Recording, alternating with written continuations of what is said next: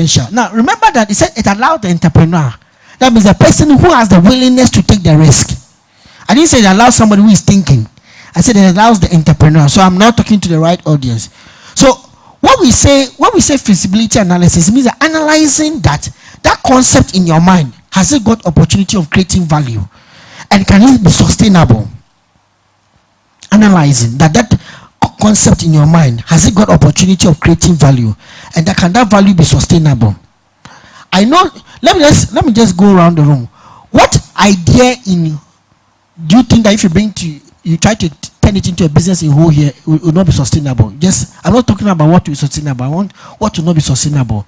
Some things are very nice, but you know that it cannot work here. What are some of the ideas? Can anybody help me? Or everything will work here? Salt production. Why? Because of the environment. The weather will not help you.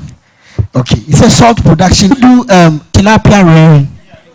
So what is closer? Tilapia rearing. So what I'm trying to point out that one thing may not be sustainable and may not be doable in whole, but something related to it could be.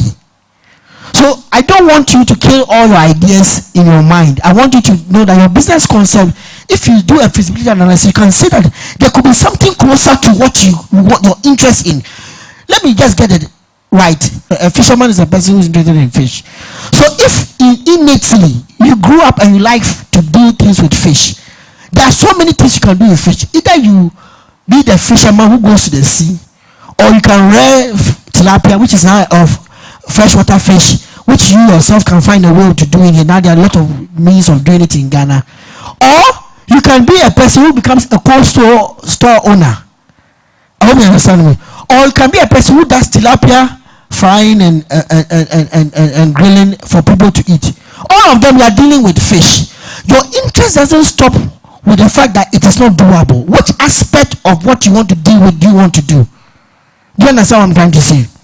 If somebody likes flowers and he wants to do flower business in whole, you know that if you go and do parks and gardens in whole, you may need a lot of land to be able to do and plant your flowers for people to come there.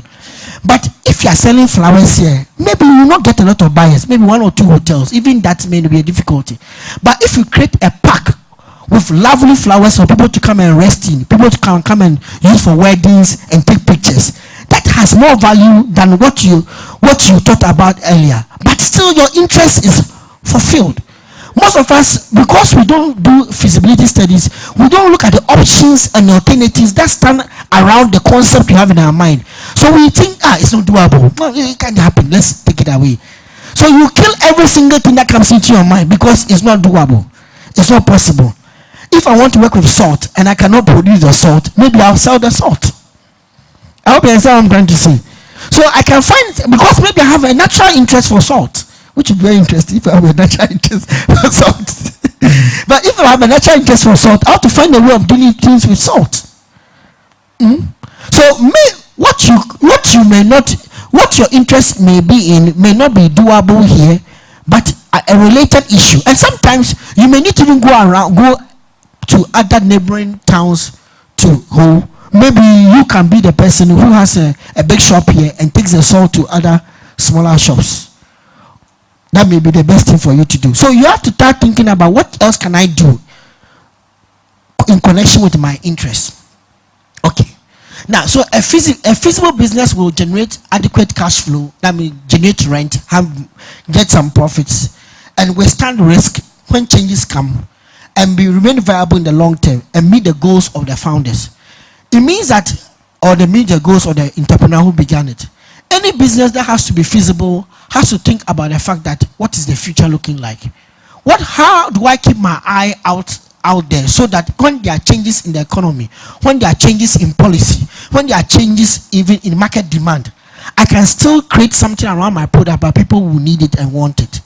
Most of the time, because we don't think about how to make our business feasible, when there are changes in the economy, they don't even buy anymore, and all of a sudden you crash your company. The example I gave about the cassava is about a true story I met with the cassava farmer in Central Region just this week, or is it Monday? Yes. He began by having an interest in farming. The family had a lot of land for farming, and he said he wants to farm cassava, and he won the best cassava producer for the whole country. And after that, he realized that everybody realized that cassava is best to be planted in the town that he was coming from, around Mankesim. So everybody got into cassava. It affected the business. Then he realized that in the same central region, you have got a lot of secondary schools who eat gari. So he then took gari to them. Then they got into gari. Then he moved away from gari to starch. And the starch, when they got to they started moving the starch across Mankesim to other regions. So he has been changing. He's withstanding all the risks, withstanding all the shocks that come into the particular business sector that he is. And he told me that they also pointed out others are now doing gari with soya bean, gari with ginger. So then they are flavored gari, which is also opportunity for them. So even if one is not selling, the other one is selling. What are we trying to learn from here? What can we do to make our business feasible? What can we do to make our business feasible? Now, feasibility study helps us to frame and flesh out specific business scenarios in which our business can thrive. Now, we want our businesses to thrive. So when we do feasibility, we are able to look at whether we go with plan A or plan B. When will plan A work? When will plan B work? The plans will come from the things that you do. So I'll try to teach what are the components of the feasibility studies as we go on. Feasibility study also helps you to explore alternatives.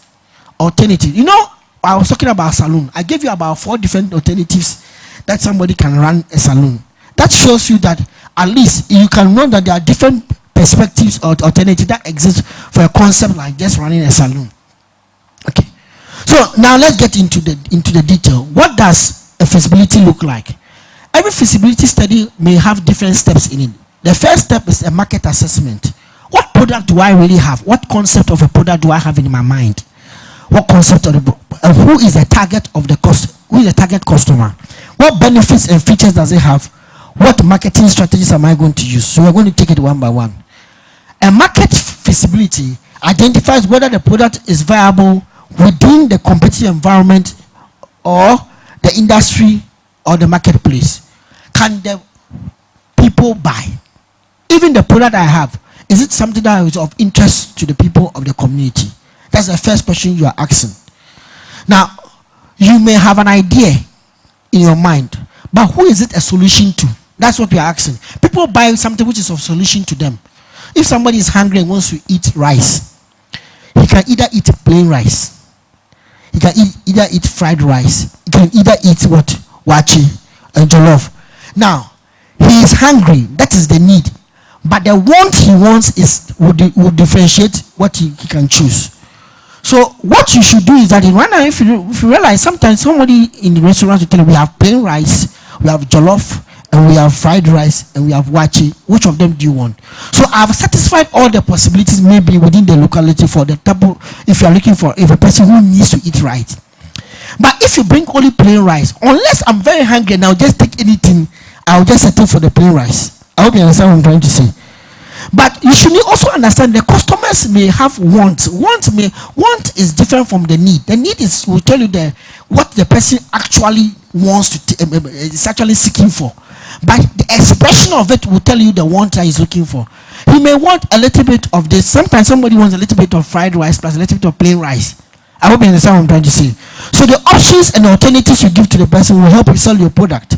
So if you go to your market, if you go to the marketplace and you say you are only selling plain rice, you should know that you have cut out a lot of people who are also looking for other forms of rice. So you have to ask yourself what is best and what is desired by the people who are here. But you should also understand that if you take what is the staple food here in Ho, what do people like a lot? Bako is cocoa soup. As soon as you bring rice and you are going to compete with Banku, then you have to start doing something to your rice. Otherwise, nobody will want it.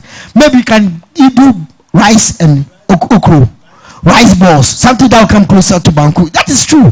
Rice balls is closer to Banku. Or also add okro soup with plain rice. Some people may choose it. Maybe somebody may not want to eat Banku. They won't take it. Kokonte is close. That's what you say.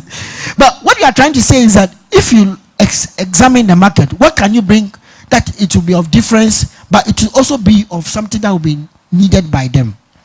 But all this just said, somebody can also still say that I don't care whether they like banku or not, but I believe that there are some people who come here, maybe foreigners who come around, they still want their continental rice to eat. So I'll still do that, and I'll be known as the person who does the best rice here. And that one, you have to put in a lot of marketing effort to be able to be known for that. I hope you understand what I'm trying to say. But somebody will say that, okay, I'll start the rice and banku a little bit. Then as time goes on, I will let the rice become more. But let them know that there's banku too if they should come around. So banku will attract you. When you come and see there's rice too available. What we are trying to say here is that whatever you want to offer, you have to know the customer you are offering it to. And the challenge we have is that there are different types of customers. There are some customers who one day become owners of your company. They will end up buying your company because they're now falling in love with your product, or they become shareholders of your company. There are people who are in who may realize that when it comes to things like doing your hair, your barber and your hairdresser, somebody may travel as far as maybe Akachi and come to one particular place in who every 3 weeks to come and cut a hair or come and get a haircut or a hairstyle, because he has trust in that particular business or skill of the hairdresser or the barber. So he cannot trust the hair with any other person apart from that person. Now it means that after some time that customer has now become part of you. I hope so. You can even assure that every month you can get business from that customer. So that the way you manage your customers can let you realize that you have actually built a business with them. In such a scenario, if you are now introducing something new into the market, your other customer is somebody that you can now test the product with. I hope you understand what I'm trying to say. If I know that every day you come to every 3 weeks you come to me for this particular service, I can then predict my business or my new business I'm trying to introduce. So you need to understand that what are the different customers that are in the marketplace. Which of them are closer to you? What kind of relationship do you have with them? Now, if it's a new idea that you are now beginning and nobody knows you in the town, that's more difficult. That means that you may have to do a lot of road shows, come out, go to radio, go to use a lot of different marketing strategies to get your product announced so that people can get to know about it. Or somebody will say that you find the district assembly member, you go and give him some of the products, he talks about it for you, then everybody will believe in that your product is good. Oh, you do your gongo. Do you do gongo? You don't do gongo. In the villages. Okay. So you need to understand that there are different customers. One type of customer that people don't realize is your colleagues and your friends. They are the immediate customers that can buy your product. So when you are starting anything, this is the best place to start from, to ask yourself, okay, let me try my product with my friends. Because you see, the way Ghana is, our culture makes us very interpersonal. When I like something, I'll tell my friend. So if you introduce your brother to a business, to a particular product, your brother likes it, he may tell his friend, the friend tells the friend, and within a few weeks, everybody knows about it, that you are the one who has it. And then they can recommend you to others. So if the idea is in your mind, you can test it with your friends. And sometimes, if you don't have anybody, you may have to test it with the market. You know, sometimes you go to a mall and then they put some food there that they are testing meat, or they are testing a drink, or they are testing even margarine.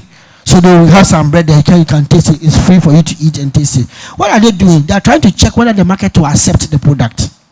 Recently, one of my friends told me that his better half was working for a company that was testing this product. I don't know whether I've seen that. Farm Milk have bought a new product which is it's like creamy.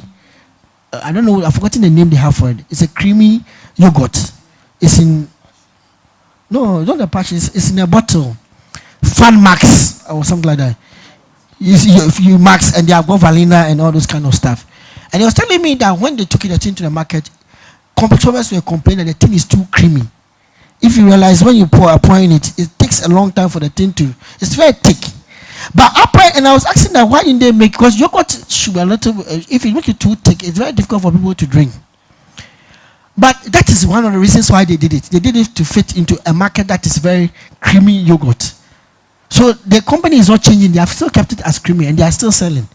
But there are people who don't like yogurts that are like that because they want to empty you want to drink to quench your thirst or to get some energy, and the thing is taking a long time for you to pour.